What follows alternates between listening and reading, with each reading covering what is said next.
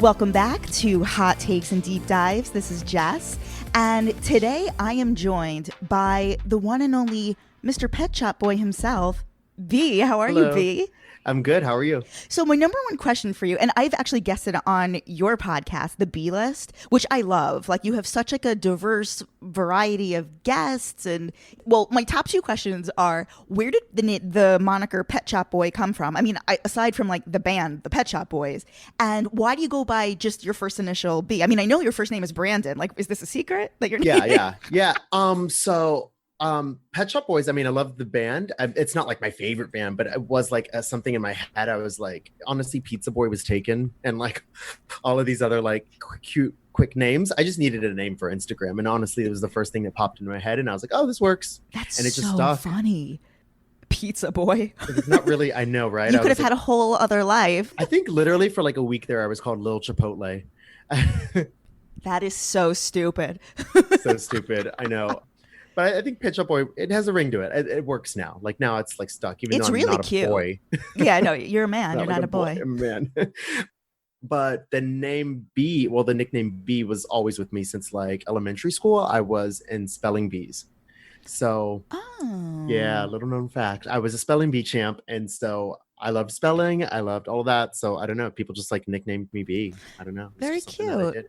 Yeah. And you live here in the city. You live in Williamsburg, right? Yeah, I live in Williamsburg. Awesome. I'm moving soon. I'm moving to Greenpoint. Oh, really? Say it's like I can walk there. It's like not. Why it's are you like 15 moving? minutes away. Just a bigger space, honestly. And I was looking around, and my lease is ending here, so I was like, this place has a backyard for my dog. So finally, it's like, Yeah, she'll be happy.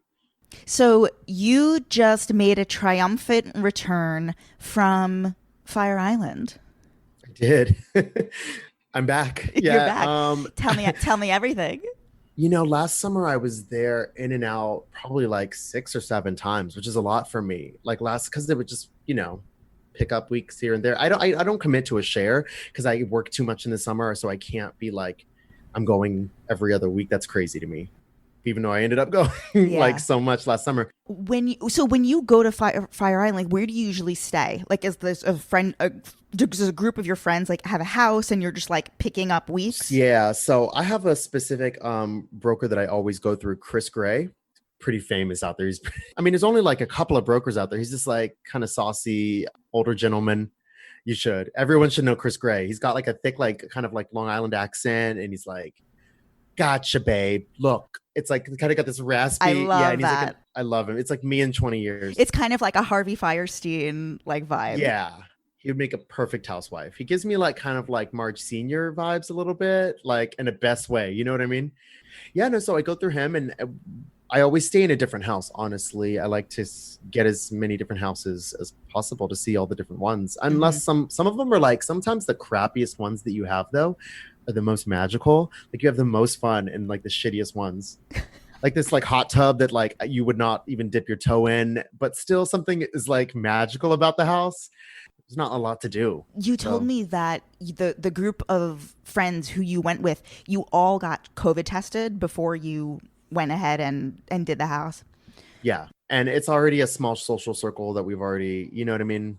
These are the people that when I started seeing people again and reintegrating back into normal life, these are the people that were in my social circle. So, because it was like, what was it, that storm? There was a hurricane somewhere, I forget, but it was like really stormy most of the time. So we just like stayed in and did watercolors and like watched Pretty Woman and like cooked a ton. Never ate so much in my life. That's actually really nice. I love that. Yeah, it's good. When did you first start going out to Fire Island? I think it was like 2014 was my first time, I want to say. And I was always like, it's not for me. I wouldn't go. But then the second that you go there, the weather's just so nice and the architecture, and it's just like chill. It's whatever you want to make it. It's not like if you want to go to the bar and do all that, you can do that. But you can also just like lay by your pool and drink rosé all day for 7 days straight. Absolutely. I love it. This is believe it or not, this is the first summer that I ever stayed in the Pines. Like in the past, like I've spent all my like sort of social time in Cherry Grove. Yeah. And also, to be honest, I've always done day trips. Like if I was coming from Long Island, you just like drive and you can get back the same day. Get It's on like the ferry, easy. yeah. Or it can just be like a really long day trip from the city, which I've Yeah. also done that a bunch of times. And the reason why I always did day trips was because the houses in Cherry Grove are, well, let's just put it this way. The houses in the Pines are leaps and bounds more beautiful than the homes in Cherry Grove. Yeah, they're larger. Every home has a pool. But I mean, I love things about Cherry Grove. I've never actually stayed in Cherry Grove, but there's great. Isn't there like a really good restaurant there that everyone goes to? There are a couple of different restaurants in Cherry Grove. There's the Ice Palace, which is where they have the parties and Underwear party and all that stuff. But the restaurant I'm thinking of, it's like right on the water. Oh, it's called Sandcastle. It's the only restaurant either in Fire Island or Cherry Grove that's actually on the water. It's cute. It's, it's simple American, but like very pretty ambiance, especially at night. I need to explore Cherry Grove more, honestly. Everything I know about it is from like being trashed at night. You know what I mean? And like the videos that I would post of like seeing the lesbians fighting in front of the Douglas Elliman. And like, did you see that video? Did you ever see that? When I posted it on my story and they were fucking rocking their shit out, man. They were like, can I curse on here? Yeah. Okay, they were rocking each other like it was crazy. I'm dying at the Douglas Elliman reference. It was like fighting right in front of it, like on the glass. I was like, can y'all not? This is crazy. It was like the day after the 4th of July fight in the Pines. It's like, can y'all calm down? It's so funny. Whatever, like the houses are just like, it's really hard to find a house that's big enough, that's clean enough. And by big enough, I mean literally just like a decent like 2-bedroom, 2-bath, situation that, all parties will like agree to. Like it's tough. The places in the Pines, like there's some nicer hotels and like you can just like figure it out more easily. Kelly Dodd was staying in that hotel once in the Pines, what is it? The Share Girl Hotel. Are you kidding me? Yeah, when I met her, so I'm standing there. It was it was her second season. I think it was right when she divorced or started to really get separated from Michael. Okay. And she was out there. She was already taking trips all the time back and forth to the Hamptons because I think she was friends with Ramona, right, at that time. Mm-hmm. And I was at tea and I just stood there and I looked next to me and she's just standing there and I was like, oh, hey, Kelly. And she was like, hi. And then we just like hung out and we were taking photos and just drinking. But what was she doing? She was like with friends? She was with one like gay that she was always photographed with. I don't know if she still hangs out with him because I don't really see him pop. Well, actually, I don't see her ever because I blocked. So you're blocked by Kelly Dodd? Oh, we didn't talk about this? No. Why are you blocked by Kelly Dodd? Okay, so we hung out at the tea. And then I was like, "Oh, you're really cool." Like, da da da. I'm like having literally like low tea and fire in the Pines. Yeah. Okay. And we were drinking, and I was like, "Oh, I'm having a 4th of July party tomorrow. You should come." And she's like, "Yeah, totally." And then she showed up at the party the next day, and we hung out at the party too. And I think we exchanged numbers. I don't remember, but we stayed in touch. When is the next time I encountered her? I think we hosted a party together. It went on for like years, but we hosted a party together because I do that party sometimes for the Moxie hotels pre-pandemic. Describe that, what you do. So it's called Guess Who Bitch, and essentially it's kind of like a cocktail hour where they take all the Guess Who games, Guess Who with the flip up characters, and replace them all with housewives. And so people come and they play that, and there's always a housewife host. Like I've hosted with, I think the very first one was Dorinda. Then the next one we got Ramona. Not my favorite. We got Marge, was my like absolute favorite. Mm-hmm. That was because I actually met Marge at that one and we stayed in touch ever since and became friends from there. And so how did you book initially, like Dorinda and Ramona? So I don't do that part of it. There's someone in marketing at the hotel who handles all of that. I just give input on which one, which is kind of great. I'll just be like, we try to do it. I give input and I try to base it around who's going to be in town and what seasons are airing. I'm honestly, if this wasn't pandemic right now, we'd still be, because I think it's like it's not a set every month, but it's like every month and a half we do it. So by now we would have probably had, the Beverly Hills women are kind of, I don't know, would they do it? I don't know, but I would love to have had Garcelle. That would have been fucking amazing. For sure. I love the random ones. Like, I think for some reason, I think Eva would be a good host from Atlanta. Yeah. She seems like fun and chill. I even think Cynthia would be really fun. So who else has done it from other cities? Marge and Kelly. And then when Kelly did it, we had Bronwyn, Barbara came in, Leanne Locken. Was this right around BravoCon? Emily Simpson. Yes, it was like right that week. So we made it an extra special. Yeah. And didn't Kelly just get engaged? Just got engaged the night before. So I got together with, I knew Bronwyn and Emily were going to be with her because they were coming and flying with her. I remember that there were all of these like non-BravoCon activities were going on around. Yeah. Like, they weren't BravoCon sponsored activities, but like this was an example of something who like people who couldn't get into BravoCon, it's like, oh, you could easily just go to this and like meet like 7 of these people. Yeah, it's kind of like Sundance or something. It's like you go to all the or like Art Basel. Yes, it was totally like the slam dance version of BravoCon. Yeah. But that was the last time I saw her, and that was November, and then we kept in touch, and then I think around like March is when shit kind of hit the fan with pandemic. She kind of came out publicly making really kind of, to me, nasty statements about coronavirus, saying that it's God's way of thinning out the herd. Yeah, and just like really like distasteful stuff. And I'm sorry, that's not ever acceptable, especially like at that moment. I understand people can joke as like levity, but that's not really, she wasn't joking. That's like, she really thinks that way, I guess. Did you like call her out publicly? So I did it, and I actually sat on it for a while. I was like, should I say something? Because she just kept going and she was doubling down on it. And then on top of it, there was the stuff with the Black Lives Matter movement, and she was openly insulting those people, the protesters, and just kind of like conflating all the looters with you know what I mean? Yeah, and I just kind of like bit my tongue for a minute, but then I just unfollowed her because I couldn't do it anymore. And then I went on a mutual person that like I guess follows me on Instagram. It's one of those accounts, like those Bravo fan accounts. Whatever. Yeah, fan accounts. Yeah, and they wrote something with a caption.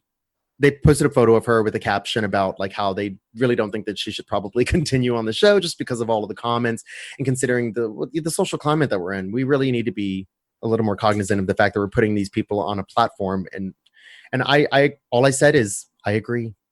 I just commented that. I just said I agree. And she blocked you? Well, first she started commenting on the comment and was like, I think she called me a dickhead. I was like, I love that. I love that word, by the way. I love a good dickhead. It's so dickhead. I love saying dickhead. Dickhead. It's the best. Like it's so iconic because like I could just picture her saying it. Dickhead. She's like, so, you know what I mean? I know her, like, you know what I mean? But she was like going off in the comments and just saying like, why do you follow me if you're like talking shit? And I said, Kelly, I don't follow you. You follow me. I've not followed you since March. I don't know. But also you hung out, like she went to your 4th of July party. Like you know each other in person. Yeah, but we're like friendly. I wouldn't say we're like, we're friendly. You know what I mean? That's so weird. Yeah, and she was just kind of going off. Listen, I don't really care. At this point, I am so fucking tired from pandemic. If you're going to like be in resistance to the Black Lives Matter movement, I'm not with you. If you're going to make fun of coronavirus and say that people don't need to wear masks and go to and from across the country, be very cavalier about the situation in the height of it, I don't really have any patience for it. And all I said was, I agree. That's it. I didn't call her a dickhead. None of that stuff. And she blocked, and this resulted in a blocking. Yeah, so we're blocked now. It's totally good with that. It's consensual. I love it. We're good. Yeah. The only reason I would be watching Real Housewives of OC, I think at this point, I still actually really like Emily. I think she's really fun. And I think that on the show, she's really fun. She kind of adds like a different flavor, and she's a little more serious, kind of grounds it more. But I really love Bronwyn. And Bronwyn's actually someone that I met through Kelly at BravoCon, and ever since then has like kind of grown, and like she was really involved with the Black Lives Matter movement. I didn't know how involved Bronwyn was until I saw the Bravo Race in America special, and then I had on Monty. Oh, do you follow her on social? I don't follow Bronwyn. Oh, see, if you from the beginning, and it was like right away. And I just really respect her that she's like so outspoken about what she believes in, especially considering that where she lives, it can't be easy dealing with those women. Yeah, like I really do. I'm impressed. I do have to say, considering I don't follow, like my listeners know, I don't follow OC as closely. I mean, obviously I know who all these women are, but I will say I'm definitely going to be watching this upcoming season. I think it premieres in October. It'll be interesting because it's going to be so COVID heavy. Yes. I mean, there's no way around it. They were filming, I think, for 5 months, and they were about halfway. It is going to be fascinating. But you know what? I honestly wish it had been a different franchise. I'll watch it just to see what it's going to be like, but I wish it had happened to any other franchise except for them. I already know how Orange County is reacting to coronavirus Mhm. and the new race war and all of this stuff. And I don't think that they're the people that I really need to hear talk about it. I would have loved for like Atlanta to be filming during this because Atlanta was obviously a hot spot and Yeah. how it disproportionately affects people of color in that community. I would love to, I feel like they would be better equipped to have conversations revolving around what's going on in 2020. I think I had said a couple of weeks ago that the ones that are filming right now, Atlanta, OC, and Jersey, I think it'll clearly be reflected, especially Atlanta. Yeah, I think Atlanta, because they just started, and I don't know, it gives me pause that they're doing it. Like Dallas is filming, and they've been really kind of rushing through, which is like, whatever. I'm not really that pumped to like see that show, especially the fact that Brandy still is going to hold or whatever. What do they hold? Stars? You've never seen a show like go down in flames so quickly, go from so good to so bad. I've never seen a star of a show go from being like Ugh. revered and celebrated to like literally being. I know. Dallas is going to do whatever. They're clearly not Yeah. wearing masks or social distancing regardless, so might as well put up a camera. But Atlanta, I have paused because Atlanta's like, what about Mama Joyce? What about the OLG? Like, I what if anything know. happens to OLG? I I'm suing know. Bravo. I'm suing Bravo. I swear. I need Aunt Bertha. Okay. I need all the side characters. Okay. Like Dorinda's fall was honestly over the last like 3 years. And Dorinda is a good person. She's a nice woman. I think she just had a bad run towards the end. And I think she's an iconic housewife. I mean, like I consider her a fucking OG. Like she's at that level. Well, You know what I mean? She's like the second wave of the OGs.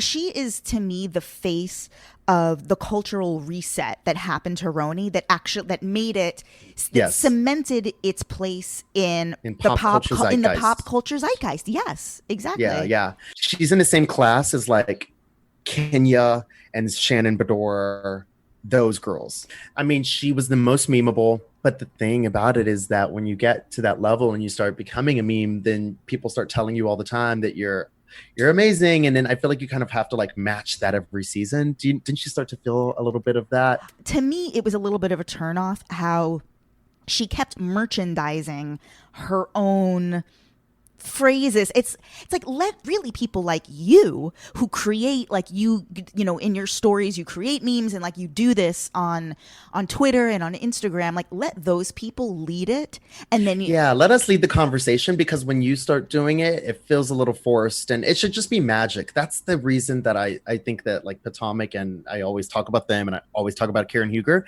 Karen Huger's the right mix of takes herself so seriously and then not at all.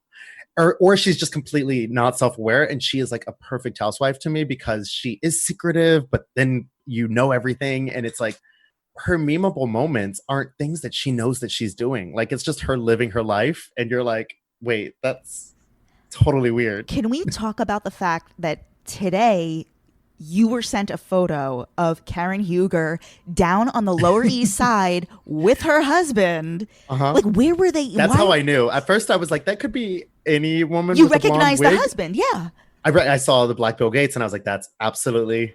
Like, why the Lower East Side? Like, that's my number one question. Raven, I think, lives in New York. Their daughter. Oh, They're probably visiting her, I imagine. I know she lives in New York, I believe. Yes, someone told me. I got it. Oh, that's so interesting. That's it. How exciting would a Karen Huger sighting be? Could you fucking imagine? Like, I would lose my shit. Like walking down the street. But it's like seeing like Meryl Streep, like because like she's so. Yeah. I don't care. I'm not glamored by like if I saw Madonna or something. I mean, it'd be Madonna. I know you love Madonna. But it's like, me too. But if I saw her, I'd be like, oh my God, that's Madonna. I'd be hyped, but like not the same level of hype as I would be if I saw Portia walking around in the wild. But like, even for me, it's like I love the older women. I love like Leah Blacks of it all. And you know what I mean? I just find them so much more interesting and like funny. And you said that you had like more theories about Dorinda. First of all, what was your reaction when, like, were you surprised? My personal theory, and I don't know this to be true, this is just how I feel it would have gone, is I think that the network loves her. I think that the fan base still loves Dorinda. Like like I was saying, that second wave of housewives, she's the most iconic. Like, I think Kenya could leave on Atlanta and you would be okay, but it wouldn't be perfect. But like Shannon could leave, wouldn't really matter. But like Dorinda is pretty integral to that show. In a lot of ways, she's the face of it. Yeah, she's she's very New York to me. She was not so hated. She just had a couple of bad seasons. This is not like a broken person. It's just like she has a couple of bad seasons. This is what happens when you're on reality TV for too long, I think, sometimes. Mm-hmm. But I think probably what happened is the network was probably like, listen, for optics, it probably looks not great that you're drinking so heavily on the show, and we can't really make it into not something dark anymore. So it's best if maybe you step away for a season or two and come back. Because I know that Andy talks a lot about that with some housewives. He wished that he had give LVP a break after the death of her brother. He said maybe Nene should have taken a break. I wonder if this is probably that. Like, I don't see them being rid of Dorinda. She's so... Can I tell you something?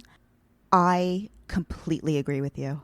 They even just yesterday they used her in the commercial for Salt Lake City. I don't think they want to break off from her. I think they want to keep working with her. You know, I mean, I think Andy is obsessed with her. Like, I mean, he gave her own radio show. I think that's the best case, is that if she steps away for a year and just kind of just takes a break. You know, it doesn't even have to be. I'm not even saying like go to rehab or anything like that. Maybe just like go stay out in Great Barrington, the Berkshires for a while. Just like get her mental health straight and feet back on the ground and figure it out. She could come back the way Bethany did, and totally, she could totally do a Bethany. She could. I want her to have a redemption arc. I really do. Yeah. Now, I know that you're friendly with Leah. Like, have you been in touch with her? I guess just like over the course of this week and going into next week, like, because there's just a lot of conversation about casting and stuff. I talked to her briefly. She was totally surprised by Dorinda too. You're kidding. I mean, I don't think they know. Like, I mean, I think when I texted her, she like knew about it. I didn't really get too into the details of like what happened and stuff, but she was like, yeah. Like, I wonder when she found out. I have a feeling that everyone else will be back just from their social media and stuff like that. But like, what's your fix for the show? Like, what do you think needs to happen? My fix for the show? Well, I think they need... Don't get rid of anybody else. I think if they were to get rid of anybody else, it would no longer feel like Real Housewives of New York. Like, still, I think, need those people. I think what they need to do is have a real conversation with Sonia about the drinking and like the substance abuse. They need to have the conversation that they had with her leading into season 8. Remember season 8, she like didn't drink. Sonia is actually at her best when she's not drinking at all. Yeah, I think season 8 was actually a great season for her when she started the Tipsy Girl. Yes. Like, just let her like be fun, flirty Sonia. Like, I can't with the alcohol. Like, it's too much for me. So I think have a conversation with Sonia. Ramona, I think, is just going to Ramona. So just let that personality keep on going. And I think they need to cast people who are in the Dorinda Bethany mold of being very smart and very funny. Mm-hmm. And also in the proper age bracket. I think they should add 2 new people. One person who's probably like one woman who's probably in her mid 40s, like a good Tinsley age range. Tinsley was the perfect age. She was the bridge between Leah and the rest of them. So they need somebody else to bridge the gap age-wise. I think that's number one. And preferably both of these people should be like downtown people. Yes, absolutely. The scenery needs to change. New York is so big. Best case scenario, I would love, like, give me a good, like, a Brooklyn Park Slope. Yes. Like how Alex McCord brought in a totally different flavor because they were filming in Brooklyn. I mean, we would never have had that iconic scene of Ramona and Bethany walking across the Brooklyn Bridge if they weren't fucking walking to Alex because she lived in Brooklyn. Brooklyn. Okay? Yep. And the whole like, well, you're in high school, and while you're in high school, I am in Brooklyn. Like, I mean, it just has to be. I totally agree. They need to look at the outer boroughs and really. It doesn't even. It would definitely be Brooklyn. I think. I mean, that's the only. But I think also what they do need is. I think they could bring on one large name. Really? You know, I think they could. And like maybe two women that are unknowns, but like one powerhouse, like a woman that maybe we've all heard of or something. And then kind of. I don't know how I feel about stunt casting. Like, I like it in Beverly Hills. Women in New York, I think, have the like, listen, Dorinda was an unknown. Find somebody who is a star in their life. Totally. I totally agree. Like Karen Huger was a person just living in Potomac. Like Giselle was just living Lisa her life. Vanderpump was just living. Yeah, You yeah, know, totally. she was just a star. You know, some people are just like born, you know, some people have it. And I think obviously diversity, not again, it's all diversity. Diversity in ethnicity, location, age, like it all has to be diverse, like across the board. I think the best way to do a show like New York 2 is to have a larger cast. You get so much more. I think the best times is when they've had 7 women. It's like strongest. And I feel like every time this happens and someone leaves, the conversation completely goes to who are we bringing back? It's like, we're not. Heather Thompson's great. She could pop in, but we don't like need to have Heather Thompson back. Like there's so many women in New York. That's an example of like Heather filled the Dorinda role like before there was Dorinda. You know, again, just like somebody who's smart and funny and grounded. And career driven. I think that what's the issue with Real Housewives in New York now is that all of their businesses are tied, except for Leah, all of their businesses are tied directly to Bravo and with the show. So it's so meta, and it's like, it's a little, there's no like life outside of when they're filming that we see. We don't see their kids ever because their kids are all off. None of them are dating anyone. And apparently Luann was dating someone the entire season and it wasn't even covered. You know what spoke to me so loudly in the Beverly Hills finale? The little scene that we had with Garcelle and the producer where she's in the car, I think like waiting for Denise. We're seeing the producers literally in scene manipulate the women. Why was it necessary to see the producer in that moment? If you're going to break the fourth wall, why for that? But I think they're just trying to milk the kind of like behind the scenes thrill of it all. Because I think they're just kind of like, they probably didn't have that much footage left for the season of Denise. But here's the thing. It felt like they were giving away too much. I guess they had to show the producer persuading Denise to go back into the restaurant in Rome. On any other season, she would have just walked back into the restaurant and be like, I thought about it and blah, blah, It's blah. happened 100 times before. Yeah. Yeah, exactly. So we didn't need to see it then, and we didn't need to see it in the finale with Garcelle. It just felt like too much seeing the wizard behind the curtain. And to me, it backfired in the finale because it felt gross. The difference is that in Potomac, it actually moved the plot forward, like how we would see the fourth wall breaking. This season, hearing audio, that's not even fourth wall breaking. That's just giving us different media to fill in the gaps of the storyline. To me, that's not really breaking the fourth wall. This felt very superficial, and the whole concept of the show like fell apart like right in front of my eyes. Yeah. I was like, wow. oh my God, am I like not even into this entire thing anymore? I was like, please don't show me how this is made. Like it's gonna kill it. It's a thrill, but if you think about it for more than the superficial like heart race that you get like while watching, like, oh my God, I can't believe they said that. It's more like, wait a second. So in scenes they're talking about producers. Would you have that same problem if they did that on like New York? I don't think that goes on in New York. I think they're really friends. That's the difference. I think they genuinely enjoy each other on New York. And also in Potomac, they get a kick out of each other.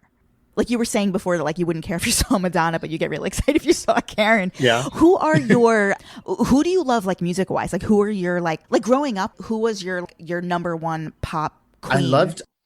I grew up loving Stevie Nicks and Fleetwood Mac. I love Stevie Nicks. Like obviously she was already older. This is older music. I only listened to older music, by the way, when I was like growing up. Like I didn't really I'd listen to stuff on the radio, but like the stuff that I would get obsessed with was like 70s or 80s music and shit like that.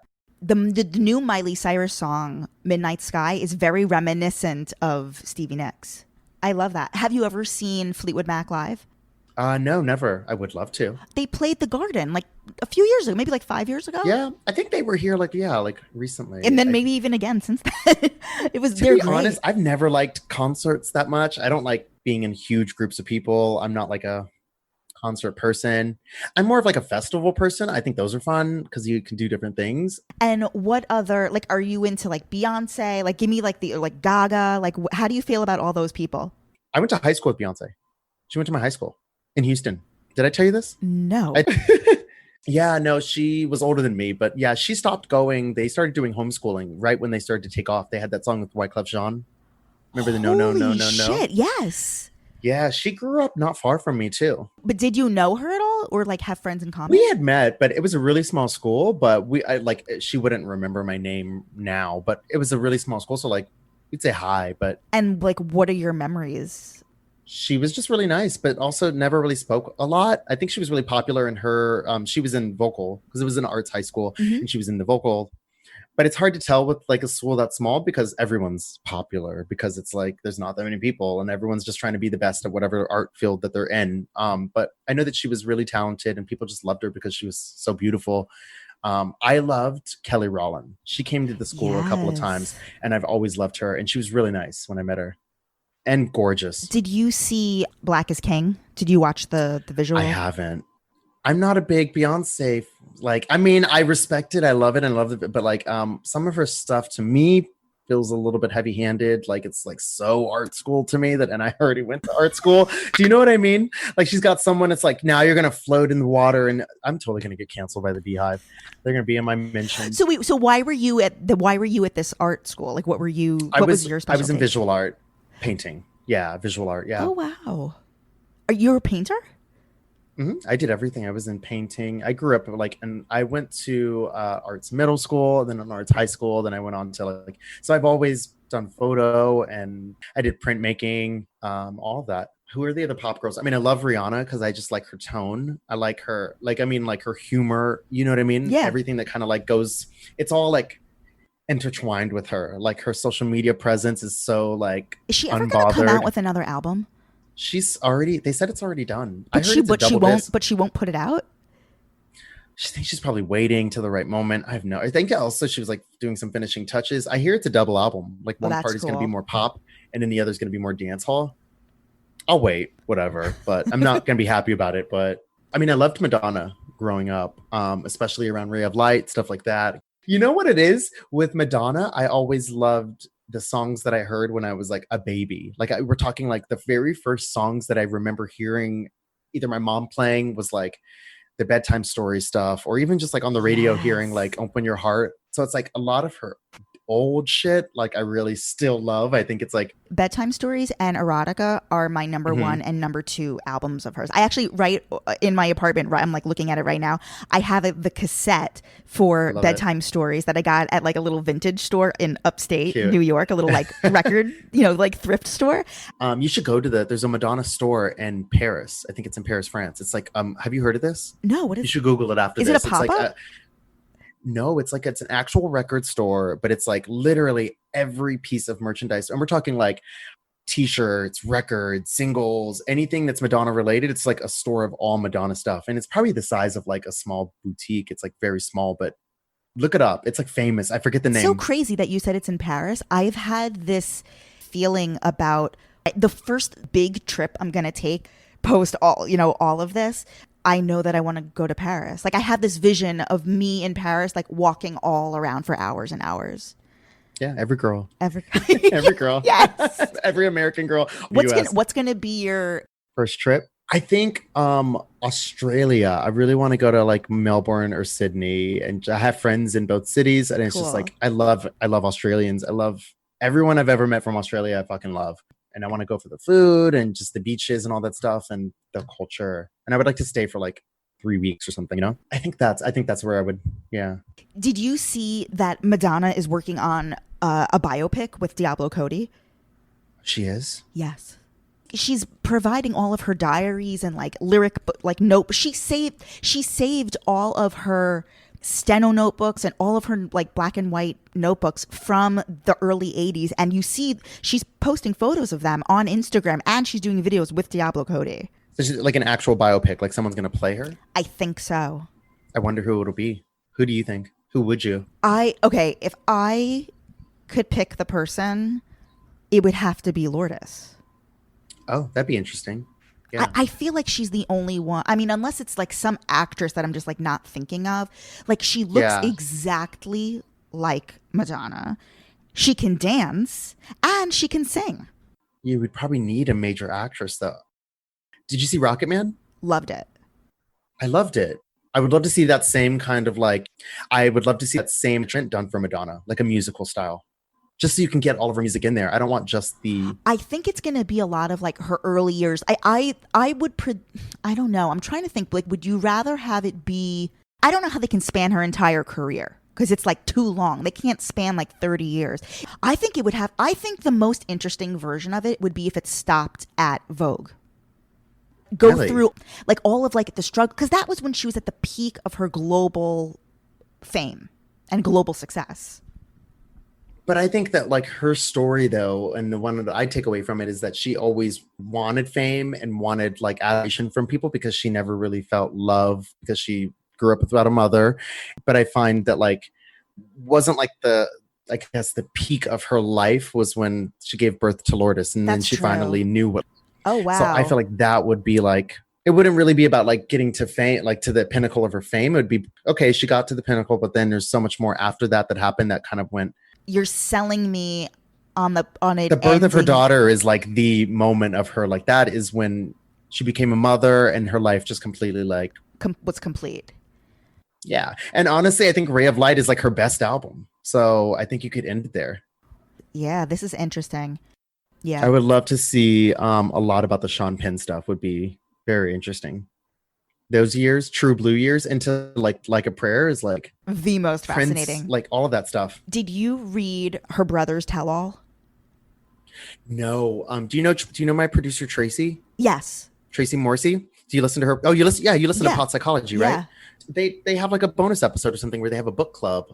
You should look into it. And they covered that book? They covered this. Yeah, they covered it recently. Look it up. And if you can't find it, let me know. But yeah, she was telling me about it. Yeah, she was, they only do audiobooks because they don't have time to read books. So they do the audio. It is the juiciest tell-all that I have. Gay one, right? Yes. He did all of her real estate for all of her homes until the Guy Ritchie marriage. Like he did all of the interior design, the scouting of the locations, and he would renovate everything. And so a lot of it was about like her homes. And I found that all to be really fascinating. I'm starting like a Bravo book club with my friends. And our first book is going to be Turning the Tables by Teresa Giudice, from housewife to inmate and back again.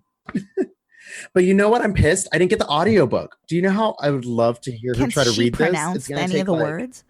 No. Remember there were the episodes where she was like in the booth like recording this, and they were like, "Ma'am."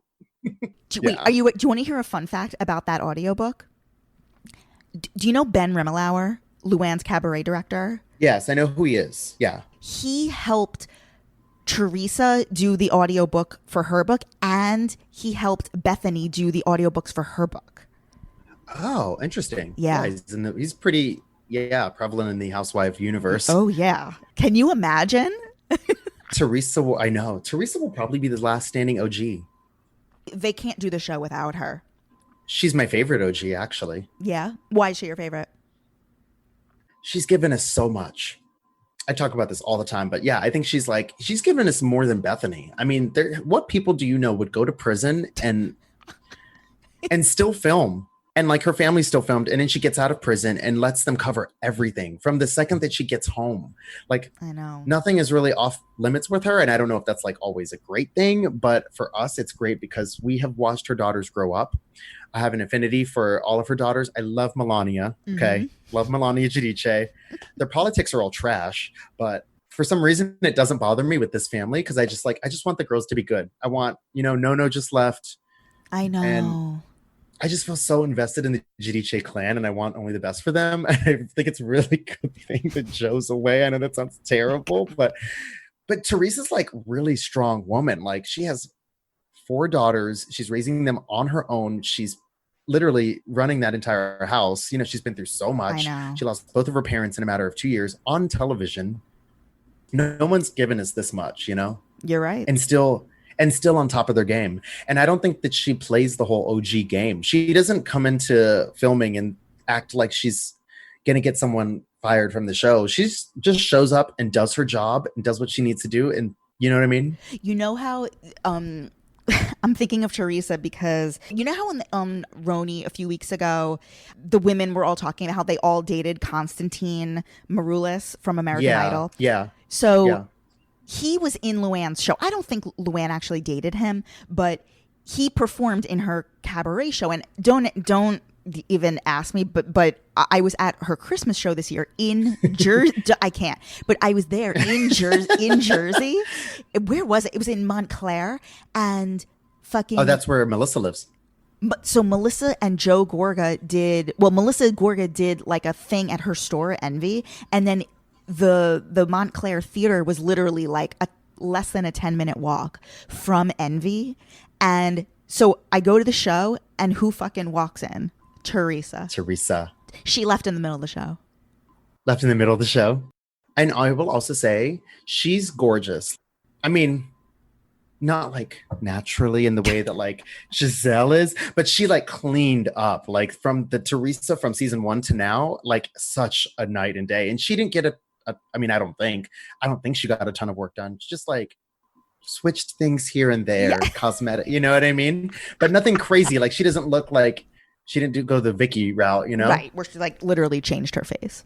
But who am I? I'm not going to judge her, you know, but whatever. I'm saying that she's very pretty. Yes, I hear you. I hear you. I hear you when I see you.